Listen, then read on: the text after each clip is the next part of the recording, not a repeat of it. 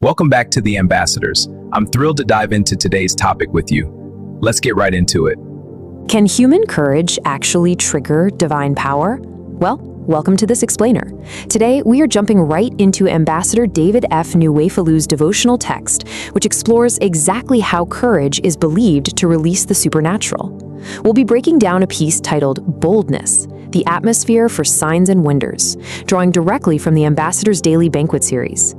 Our main goal here is to really understand the author's argument, this fascinating connection between human boldness and extraordinary results. Let's get right into it. Here is our roadmap for today. We'll cover 1. The spiritual catalyst. 2. Defining holy boldness. 3. Biblical heroes of boldness. 4. Overcoming modern fear. And 5. The call to action. All right, section 1, the spiritual catalyst. So the text anchors its entire premise on this one specific passage from the book of Acts. It reads, "And now, Lord, behold their threatenings, and grant unto thy servants that with all boldness they may speak thy word, that signs and wonders may be done."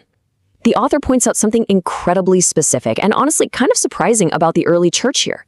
Think about their historical context. They were facing intense, literal, life-threatening opposition from local authorities. Yet, they didn't pray for safety. Right? They didn't pray for an escape hatch or for their problems to just disappear. Instead, they specifically asked for boldness in the face of those exact threats.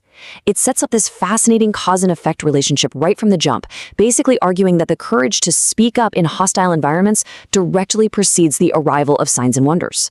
Think about how totally counterintuitive that is. I mean, in daily life, we usually wait for a sign or some guarantee of success before we feel bold enough to act. But the author is basically flipping the script here. The boldness actually causes the sign. The crucial point the text makes is this spiritual principle that signs and wonders only flourish in an environment where believers have the unshakable courage to publicly proclaim their faith. The author emphasizes that God's power doesn't just operate in a vacuum, it operates as a direct response to a believer stepping out in fearless faith. It's pitched as this dynamic, necessary partnership between human grit and divine intervention. Moving right along to section 2. Defining holy boldness. The text draws a really explicit contrast here to define its terms. On one hand, you've got natural confidence.